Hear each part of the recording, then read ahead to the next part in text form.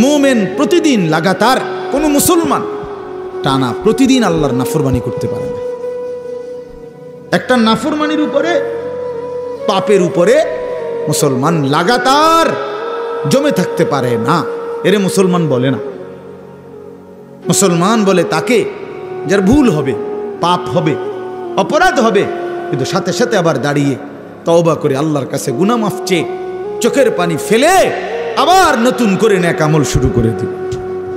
আল্লাহ রাসূল সাল্লাল্লাহু আলাইহি সাল্লাম বলেন, আল্লাহ তাআলা বলছে, বান্দা এমন গুনাহ যদি তোমার আসমান পরিমাণও হয়, আর আমার কাছে যদি চোখের পানি ফেলে তওবা করে গুনাহ ছেড়ে দিয়ে আর করবা না ওয়াদা দিয়া যদি আমার এই চোখের পানি ফেলে মাফ চাও, আমি আল্লাহ ওয়াদা দিলাম আসমান পর্যন্ত লম্বা প্রশস্ত গুনাহ যদি হয়, গাফারতু লাকা ওয়ালা উবালি, আমি কোনো পরোয়া না করে সব মাফ করে দেব।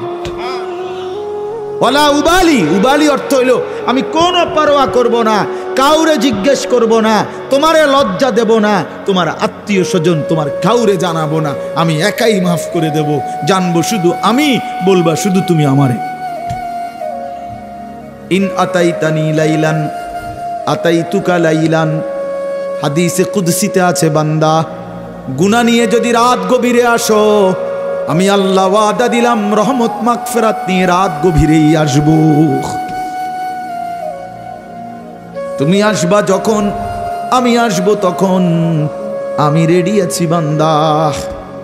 90 বছর পরেও যদি কোনোদিন চূড়ান্ত গুনাহ ছেড়ে দিয়ে তওবা করে চোখের এক ফোঁটা পানি ফেলে আমি আল্লাহরে যদি দিল থেকে ঠিক মতো ডাক দিতে পারো, আর আমি যদি বুঝি যে আমার বান্দা দিল থেকে মাফ চাইছে, আসলেই মাফ চাইছে, আসলেই আর গুনাহ করবে না, আল্লাহ বলেন 90 বছরের গুনাহ আমি আল্লাহ বান্দা ওয়াদা দিলাম একবারেই মাফ করে দেব।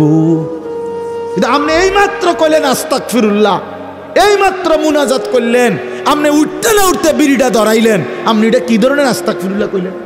আপনি এরকম ডাকাই দিলেন কা? বাস্তবিক অর্থে আল্লাহর কথা যিনি যতটা মনোযোগ দিয়ে শুনবেন, আল্লাহ তাআলা তার জিন্দেগিতে ততটাই বরকত দেবে। মানুষের পরিবর্তনের জন্য, সংশোধনের জন্য, মানুষের আখিরাতের সুন্দরের জন্য আল্লাহর কথা মনোযোগ দিয়ে শুনতে হয়। রাসূলুল্লাহ সাল্লাল্লাহু আলাইহি সাল্লাম বলছেন, কিছু মানুষ আছে এরকম যে যারা এমন মাটির মতো, যে মাটিটা উঁচু নিচু, যেমন মনে করেন পাহাড়ের গা ভেসে, গা বেয়ে উঁচা জায়গা থেকে নিচা জায়গার যে মাটি পাড়ে দিয়া থাকে, এইটা সমান না মাটিটা। ফলে কি হয়, বৃষ্টির পানি পড়লে তো ওই মাটির ভিতরেও কোনো পানি ঢোকে না, আবার উপরেও কোনো পানি জমা থাকে না, কারণ কি এটা তো পড়েই গেছে সবটা। তো আল্লাহ নবী সাল্লাল্লাহু আলাইহি সাল্লাম বলেন, কিছু মানুষ আছে এমন, তারা নিজের জন্য কিছু গ্রহণ করে না, অন্য কেউ কিছু বলে না। এই মানুষগুলো একেবারেই অপদার্থ, নিজের জন্য কোনো ভাবনা নাই, মানুষের জন্য কোনো ভাবনা নাই, নিজের ভালোটাও বোঝে না, অন্যের কল্যাণও বোঝে না। এটা গুরুত্বপূর্ণ একটা কথা যে এমন না হওয়া। একজন মুসলমান মানেই দুটা জিনিস তার সমানভাবে, এক হলো নিজেকে নিয়ে ভাবনা, আর এক হলো মানুষের কল্যাণ নিয়ে ভাবনা।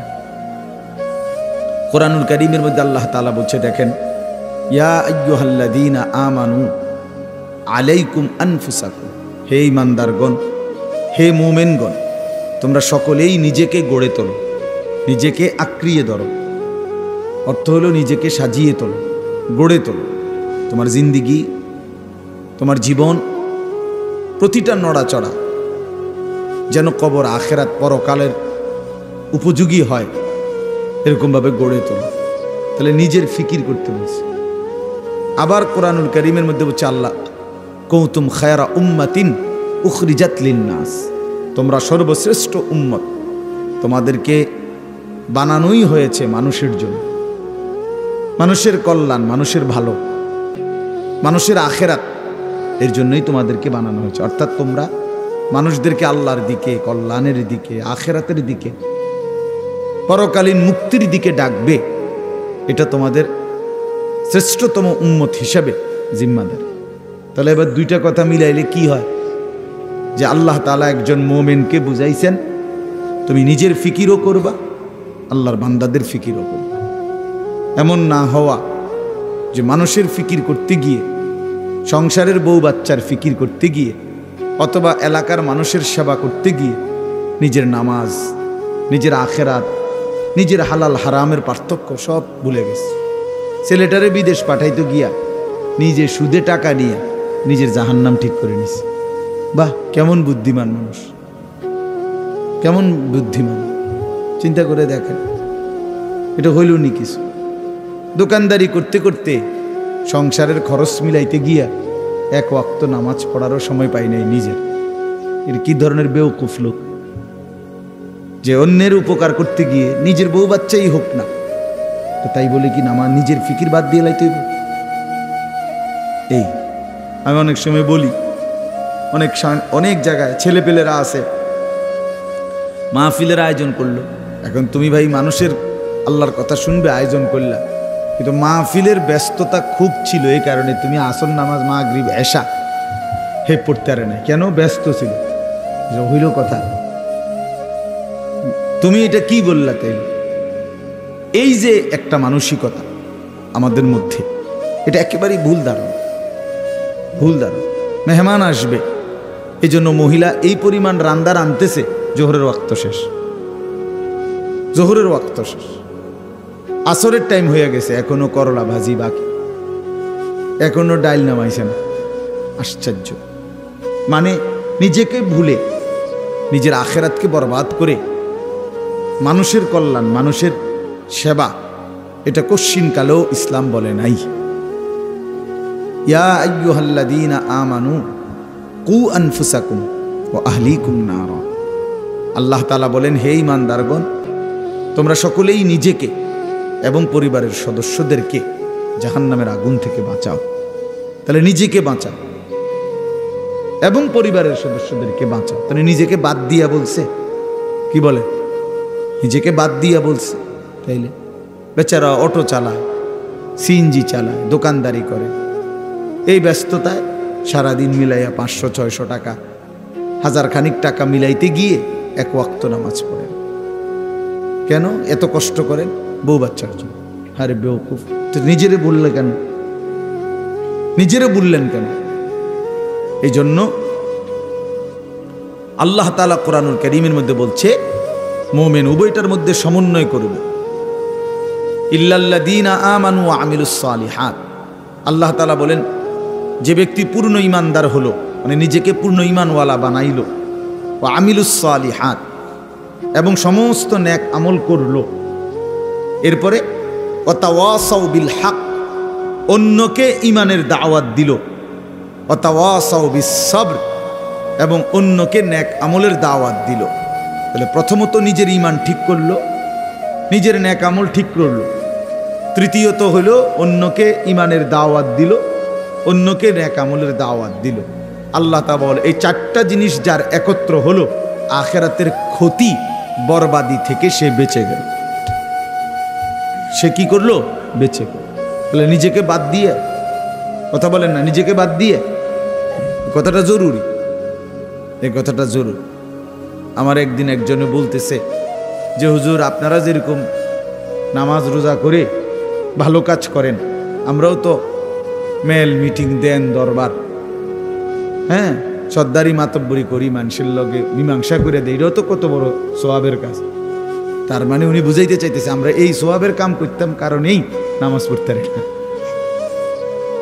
আপনি এত বড় সোয়াবের কাজ করার কারণে উনি নামাজের টাইম। পাগল কোথাকার! এটা হইল কথা? এটা কি বললা তুমি? তোমারে বুঝি বলছে আল্লাহ তাআলা যে মেল মিটিং করলে আর নামাজ দুইটা সমান সমান, যে কেউ যদি নামাজ পড়ে তাইলে যেই নেকি, মেল মিটিং করলেও সেই নেকি, কাজে যার যেটা ভালো লাগে নাকি? এইটা নিয়ে কথা ভাই বলেন। এই জন্য বললাম নিজেকে ভুলা না, নিজেকে ভুলে না যাও। ছেলেপেলেরা আপনার নিজেকে ভুলে গেছে, আত্মভোলা হয়ে গেছে। এবং আল্লাহ তাআলার সবচেয়ে বড় অভিশাপ কি? কোনো বান্দার উপরে আল্লাহ তাআলার সবচেয়ে বড় লানত কি? আল্লাহ তাআলা কোনো বান্দার উপরে সবচেয়ে বেশি রাগ করেন, এটা বোঝা যায় কখন? যে আল্লাহ তার উপরে প্রচন্ড রাগ করছে। এটা কখন বোঝা যায়? যখন আল্লাহ তাআলা কাউকে আত্মভোলা বানিয়ে দেয়। ফাআনসাহুম আনফুসাহুম, মানে একদম সহজ কথা, আপনি বুঝবেন। যখন কোনো ব্যক্তি মুসলমান হওয়ার পরেও মোমেন পরিচয়, সে জানে সে মুসলমান, কিন্তু কোনো বন্দিগি, কোনো ইবাদত আমল কোনোটাই তার কাছে ভালো লাগে না, টোটালি সে বিষয়টা বুঝেই না। কোনো দিনই ফজরের নামাজ পড়ে না, কোনো দিনই পড়ে না। ওমা এটা কি হাইওয়ান! একদিনও ফজরের নামাজ পড়ে না, এটা কি ধরনের চতুষ্পদ জন্তু! কোনো দিনে 20 বছরের মধ্যে কোনো দিনে সে হারাম থেকে বাঁচে না, প্রতিদিনই ওজনে কম না। তার সিস্টেমে এটা ব্যবসার, যে কথা কইলেই মিছা কথা কয়, বললেই 2 নম্বরই মাল দেয়, কাস্টমারকে না ঠকাইয়া হে বেসে না, 100 গ্রাম কম দিবই, 50 গ্রাম কম দিবেই, মানে এই কিস্তি নিবেই। এই যে 30 বছর 50 বছর 40 বছর এভাবে মিথ্যার উপরে, বাটপারির উপরে, সিটারির উপরে, আল্লাহর নাফরমানির উপরে, মহিলা প্রতিদিনই বেপর্দা, ঘরে প্রত্যেক দিনই টেলিভিশন চলে। এর কারণটা কি? এর মূল কারণ হলো এরা আল্লাহ তাআলা এদের নিজেকে ভুলাই দিছে, না তার মনে নাই, সে জানেই না আর যে সে যে মুসলমান, তার এই কথা টোটাল মনেই নাই, তার আর মনেই নাই যে তাকে একদিন কবরে যাইতে হবে, তাকে একদিন হাসরের ময়দানে উঠতে হবে। এ কথা সে টোটালি ভুলে গেছে। নিজের কর্তব্য, নিজের পরিণতি, নিজের গন্তব্য, নিজে কোথায় গিয়ে পৌঁছবে, কোথায় গিয়ে দাঁড়াবে, এই কিছুই তার আর মনে নাই। খাইতেছে, ঘুমাইতেছে, মনের চাহিদা পূরণ করতেছে। এটা একটা চতুষ্পদ জন্তু, জানোয়ার ছাড়া আর কিছুই না, আর কিছুই না। এ আল্লাহ তাআলা তারে নিজেকে ভুলাই দিছে। সে নিজের ভালো, নিজের কল্যাণ এটাই বুঝে না, এটাই বুঝে না, এটাই বুঝে না। নাহলে আমি নিশ্চিত, আমি হারাম রোজগার করলে আমি জাহান্নামে যাব বেটা, আমি জাহান্নামে যাইয়া তুই ফুতুরে ভাত খাওয়াইতে হবে, আমি এত ঠেকা পড়লাম কেন? আমারে কে বলছে এটা? কোন দেশের আইন এটা? কি আল্লাহর আইন না রাষ্ট্রের আইন? যে তুমি হালাল হোক হারাম হোক, মানুষের মাথার বাড়ি দিয়ে হোক, চুরি করে হোক, ডাকাইতি করে হোক, জিফুত খাওয়াইতেই হইব, নাহলে তোমার জাহান্নামের আগুনে জ্বলতে হবে, এরকম কোনো বিধান আছে কোথাও? তো তাইলে এটা কোন নিয়ম? মূল কথা হইল সে নিজের আখিরাত ভুলে গেছে। কাল্লা বাল তুহিব্বুনাল আজিলা ওয়া তাদারুনাল আখিরাহ। আল্লাহ তাআলা বলেন, বান্দা আর কিছুই নয়, মূল কারণ তোমরা দুনিয়াকেই প্রচন্ড ভালোবেসেছ, আখিরাতকে ছেড়ে দিয়েছ। আসল কথা হইল তোমাদের কাছে আখিরাত। কেন ছেলেরা নামাজ পড়ে না? কারণ আখিরাত তার কাছে মোটেই কিছু না। কেন হালাল রোজগার করে না পুরুষ? কারণ আখিরাত তার কাছে কোনো বিষয় না। সে তার কলিজার ভিতরে, মুখে কয় না আরই, তার দিলটা যদি আপনি পরীক্ষা করেন, রিপোর্ট আসবে দিলের মধ্যে হইল আখিরাত। এটি কয় আরই হুজুর, আর কইতে লাগলি কি আর কোনটা না কয়নি? মাতিস না বেটা, মাইক ফাইলি কেডা না কয়? এই গাদ্দারের কলিজার ভিতরে এটা ও কইতে লাগলে এরম একে কয়, ও হুজুরা গুদুর বাড়াইয়াও কয়। এই জাতীয় কথা করে টিটকারি মাইরা চা দোকানে উড়াই দিলেন। আরে বেটা, হাসরের মাঠ কি চা দোকান? ফাজলামি করলেন যে আপনি, কার লগে করলেন? কার কথা প্রত্যাখ্যান করলেন? কোরআন শরীফ এই জন্য আছে, জাহান্নামী বান্দা ফেরেশতা যখন জাহান্নামে ফেলবে, ইযা উলকু ফিহা, যখন নাফরমান বেঈমানকে ফেরেশতারা জাহান্নামে ফেলবে, সামিউ লাহা শাহীকাও ওয়া হিয়া তাফুর। দুনিয়ার আগুন যখন প্রচন্ড গরম হয়, তখন টকবক করে আওয়াজ করে, ভীষণ আওয়াজ। এই জাহান্নামের প্রচন্ড গর্জন, সমুদ্রের ঢেউয়ের গর্জনের মতো জাহান্নামের আগুনের উত্তাপের গর্জন ওই নাফরমান শুনতে পাবে আর দেখতে পাবে। তাকাদু তামাইয়াজু মিনাল গাইজ, রাগে ক্ষোভে জাহান্নামের আগুন যেন ফাইটা যাইতেছে। এত তীব্র আগুন, এত তীব্র আগুন। এই প্রচন্ড আগুনে একটা মানুষ তাকাইয়া দেখবে যে কি প্রচন্ড আগুন। হাদিসের মধ্যে আছে, আল্লাহর নবী সাল্লাল্লাহু আলাইহি সাল্লাম বলেন, জাহান্নামের আগুন এতটা গরম যে আগুনই এক অংশ আরেক অংশকে খাইয়া ফেলে, গিল্লা ফেলে। এই প্রচন্ড আগুনের মধ্যে জাহান্নামীকে ফেলবে, সে চিৎকার করবে, আর ফেরেশতা তখন ধমক দিবে, আলাম ইয়াতিকুম নাদির, এই বেঈমান, তোরে কি কেউ জাহান্নামের ভয় দেখায় নাই?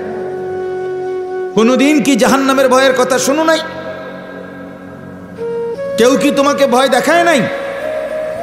কোরআন শরীফে আছে, জাহান্নামী বান্দা তখন বলবে, ক্বালু বালা, অবশ্যই বলেছিল ফেরেশতা ভাই, মিথ্যা বলে লাভ নাই, আমার কাছে বলছিল।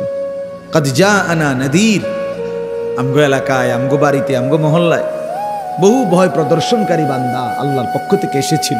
আমগো কত ইমাম সাহেব, আমাদের জুমার খতিব সাহেব, কত মাহফিলের কত আলেম, কত পীর মাশায়েখ, আউলিয়া, বুজুর্গ চোখের পানি ফেলে ফেলে বারবার আমগরে বলছিল, কিন্তু ফাকাযযাবনা, আমি আখিরাতটাকে মিথ্যা মনে করেছি।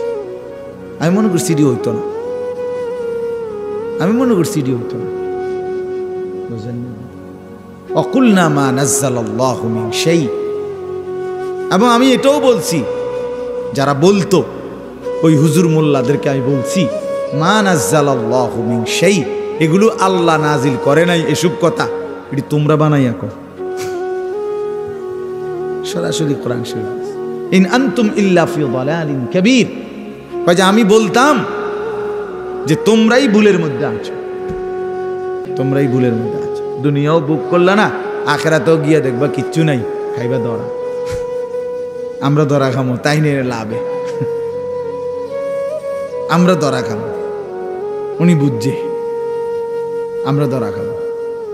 তো এই জন্য আমি এটা ভাবছি, আহা, নাফরমান জাহান্নামী তখন ফেরেশতাকে বলবে, ওয়াকালু লাউ কুন্না নাসমাউ আও নাকিলু, হায় বন্ধু, হায় ফেরেশতা ভাই, আমি যদি সেদিন দুনিয়াতে একটু শুনতাম মনোযোগ দিয়ে, অথবা বুঝতাম বিষয়টা নিয়ে ভাবতাম, একটু ভাবতাম, মা কুন্না ফি আসহাবিস সাঈর, তাহলে আজকে আমি জাহান্নামী হতাম না। আসলে আমি বিষয়টারে কোনো পাত্তাই দেই না, পাত্তাই দেই না। বুঝেন নাই কথা? হাসতে হাসতে হাসতে হাসতে মস্কারি করতে করতে, পাত্তা না দিতে দিতে একদিন দুপুরবেলা ভাগ্যে যাইতে হয়েছে। বুঝেন নাই? হ্যাঁ হ্যাঁ হ্যাঁ, বাস্তব এটাই কারণ। বিষয়টারে মনে করছে খাম খেয়ালি, ও ফোলাইন কোকা চিক্কর মেক্কর দেয়। বুঝেন নাই কথা? ইতান ফোলা ফান টোলা ফান ঠান্ডা হয়ে যাবো দুই একটা পিরামিডা দিলে। এই মস্কারি করছে, মস্কারি করছে, মনে করছি আর কি। এই পাত্তা না দিতে দিতে, অবজ্ঞা করতে করতে, অবহেলা করতে করতে একদিন চলে যেতে হয়েছে। এমন বাগা বাগ্ধ হয়েছে, একেবারে 14 গোষ্ঠী শুদ্ধা বাইকে গেছে। এই জন্য বললাম, এটা এটা এটা সবক। আমি রাজনীতির মানুষ না, কিন্তু সবক তো নিতে হয়।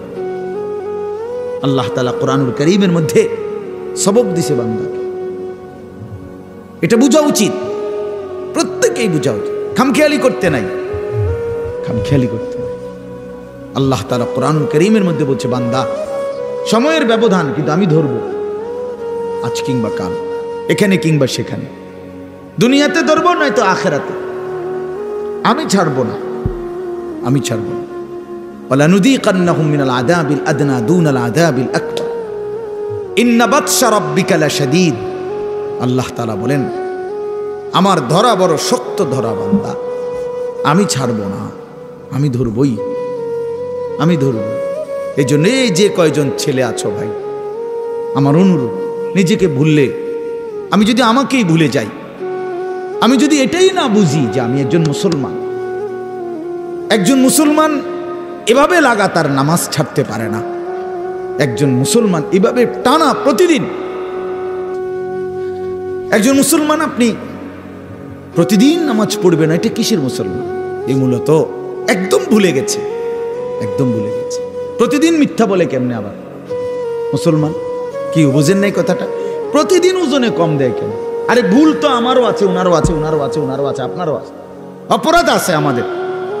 মুসলমান প্রত্যেকেরই ভুল হবে, অপরাধ হবে, কিন্তু একটা হলো অপরাধ পাপ, আরেকটা হলো লাগাতার পাপের উপরে মজবুতি। এইটা কি? এটা কি মিয়া? 6 মাসের মধ্যে আজকে আমার ফজরের নামাজের জামাত ছুটে গেছে, হ্যাঁ হতেই পারে। 3 মাসের মধ্যে আজকে আমার 1 রাকাত আমি পাইছি না, হ্যাঁ হতেই পারে। কিন্তু তাই বলে 365 দিন, খোদার একটা বছর একদিনও ফজরের নামাজ কোনোদিনে পড়ে না মুসলমানের বাচ্চা এত বড় জানোয়ার হয় কেমনে মিয়া? মুসলমানের বাচ্চা এত বড় জানোয়ার হয় কেমনে? ওই কোন মার ঘরে জন্ম নিল?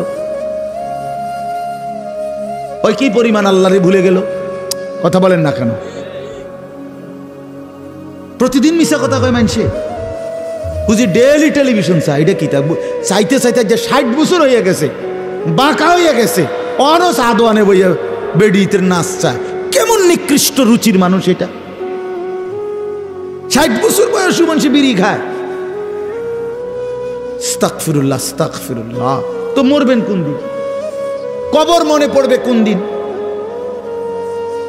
আখেরাত মনে পড়বে কোন দিন? আর তাইলে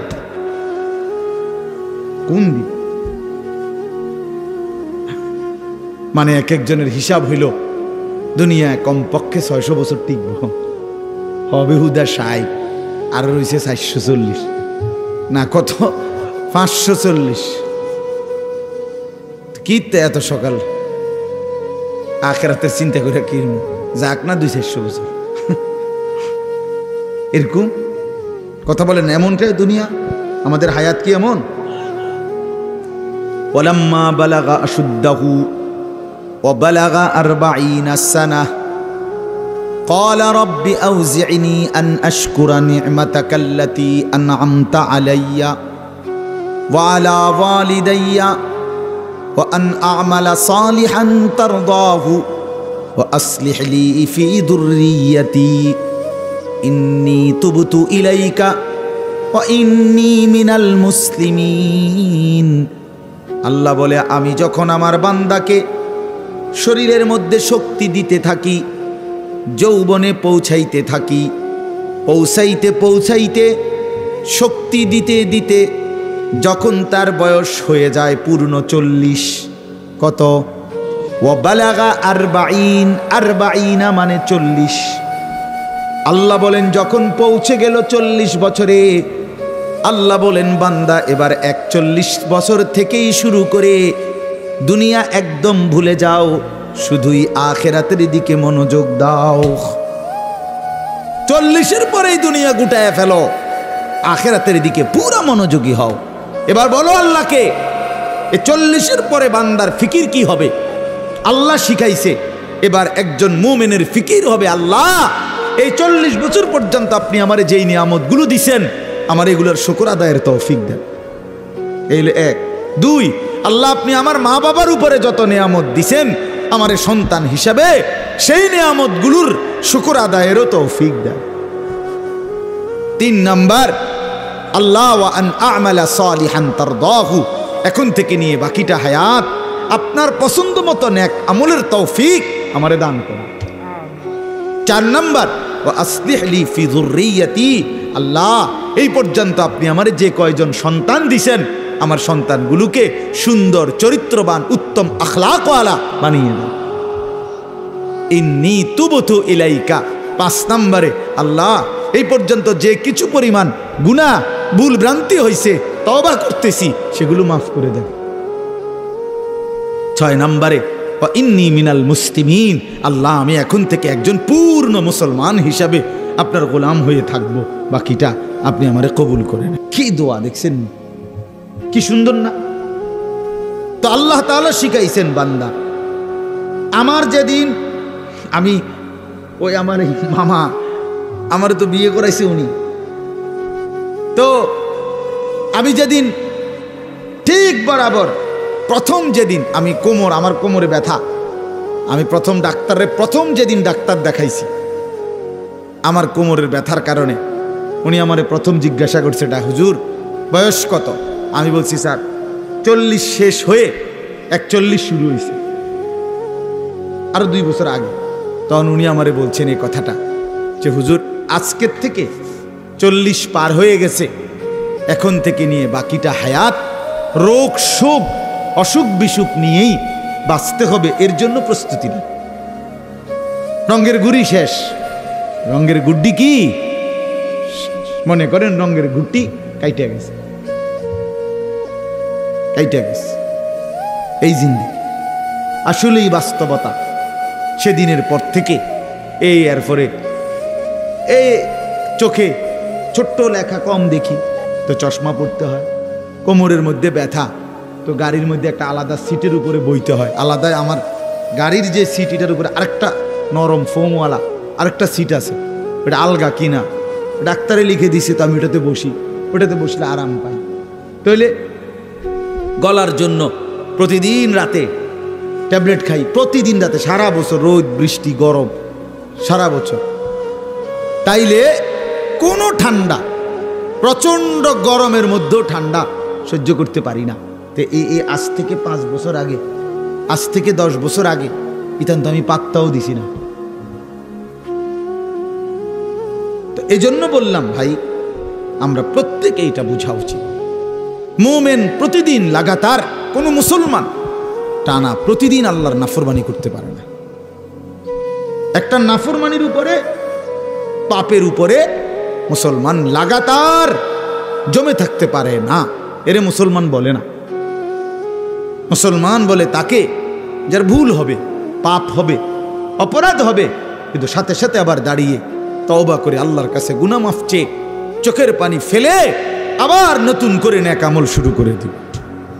আল্লাহ রাসূল সাল্লাল্লাহু আলাইহি সাল্লাম বলেন, আল্লাহ তাআলা বলছে, বান্দা এমন গুনাহ যদি তোমার আসমান পরিমাণও হয়, আর আমার কাছে যদি চোখের পানি ফেলে তওবা করে গুনাহ ছেড়ে দিয়ে আর করবা না ওয়াদা দিয়া যদি আমার চোখের পানি ফেলে মাফ চাও, আমি আল্লাহ ওয়াদা দিলাম আসমান পর্যন্ত লম্বা প্রশস্ত গুনাহ যদি হয়, গাফারতু লাকা ওয়ালা উবালি, আমি কোনো পরোয়া না করে সব মাফ করে দেব।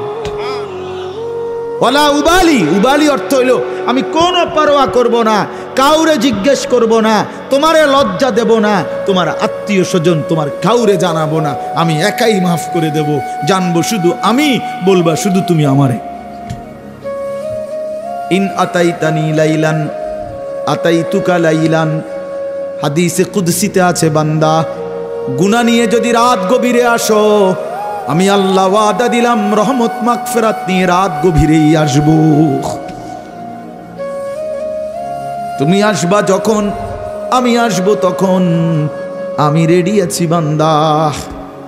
90 বছর পরেও যদি কোনোদিন চূড়ান্ত গুনাহ ছেড়ে দিয়ে তওবা করে চোখের এক ফোঁটা পানি ফেলে আমি আল্লাহরে যদি দিল থেকে ঠিক মতো ডাক দিতে পারো, আর আমি যদি বুঝি যে আমার বান্দা দিল থেকে মাফ চাইছে, আসলেই মাফ চাইছে, আসলেই আর গুনাহ করবে না, আল্লাহ বলেন 90 বছরের গুনাহ আমি আল্লাহ বান্দা ওয়াদা দিলাম একবারেই মাফ করে দেব।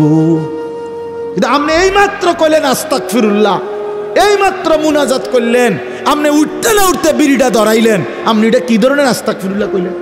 আপনি এরকম ডাকাই দিলেন কা? কথা বলেন না কেন?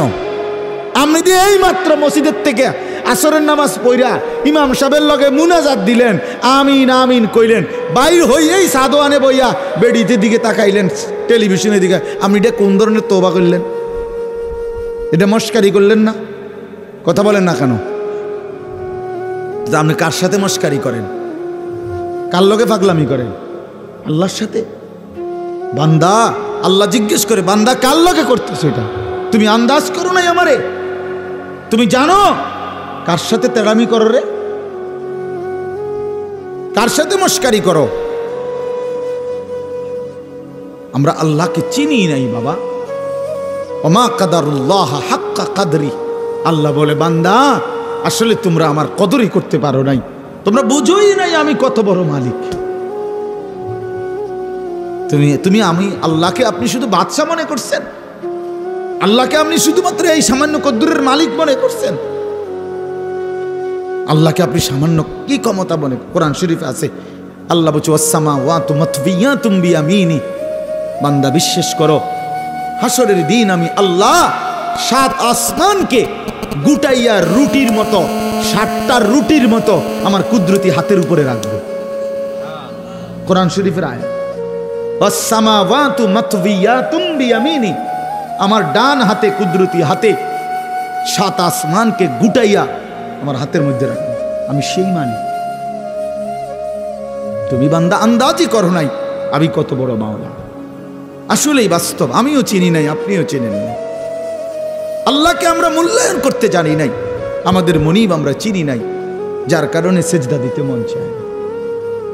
5টা টাকা, মনে করেন 10টা টাকা একটা বন আর 1 কাপ চা খাওয়াইছে, এই 10 টাকার কৃতজ্ঞতা এই লোকটা মনে রাখে। তারে 1 সপ্তাহ পরে যদি আবার ডাক দেয়, হেতে আইয়ে কি যাও কই যাও, থাক ভাই কি করুম, একটা মুখ সরম চোখ সরম মতো আছে, আমার গত রবিবারে 1 কাপ চা একটা বন খাবাইছে, আজকে যদি আবার না যায়, একটা সপ্তাহ না যাইতেই যদি না যাই, মানুষে কি কইব, তে বেড়া কি কইব, মনটা কষ্ট। 10 টাকার জন্য এই কৃতজ্ঞতা দেখাইলা, আর এত বড় কায়নাত, এই যুবক তোমরা যারা বসছো বেটা, এত বড় সৃষ্টি, তোমার সারাটা দেহ যিনি 24 ঘন্টা পালতেছে, নাফরমান তারে কেন সেজদা দাও না? আরে গাদ্দার, এমন মালিককে কেন সেজদা দাও না? আল্লাহ তাআলা কি 10 টাকার উপকার করছে শুধু?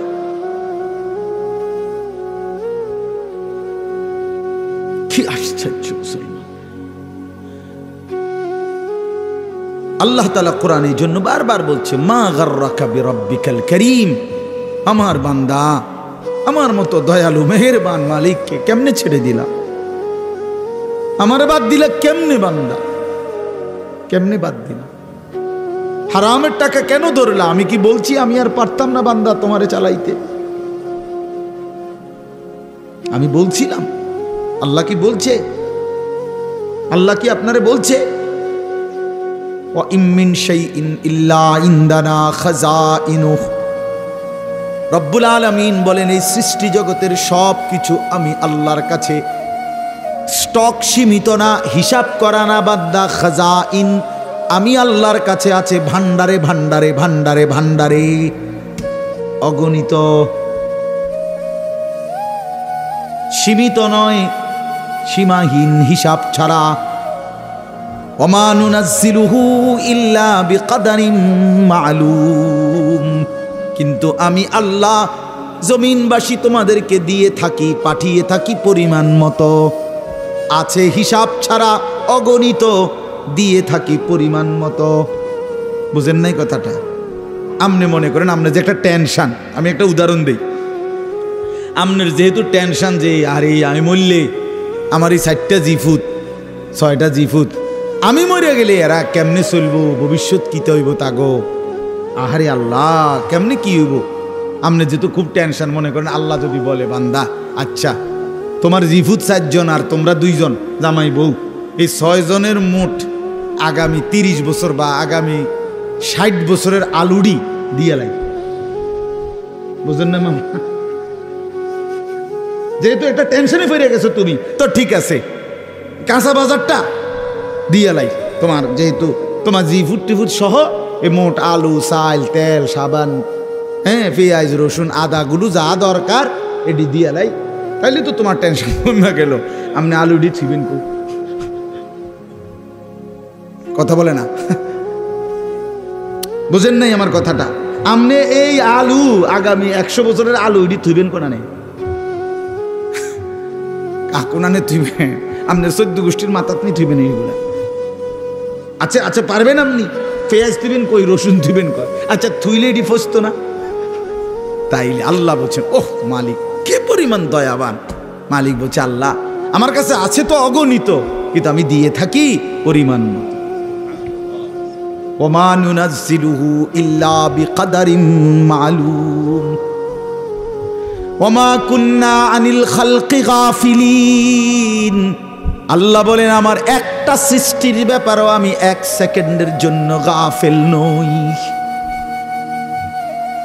গাফেল নই। সাত তবক জমিনের নিচে যেই পিঁপড়াটা হাঁটে, সাত আসমানের উপরে যেই ফেরেশতা হাঁটে, আমি পিঁপড়া ফেরেশতা দুইটাই একই মুহূর্তে সমান নজরে দেখি। আমি এমন আল্লাহ। ওমা মিন দাব্বাতিন ফিল আরদি ইল্লা আলাল্লাহি রিজকুহা।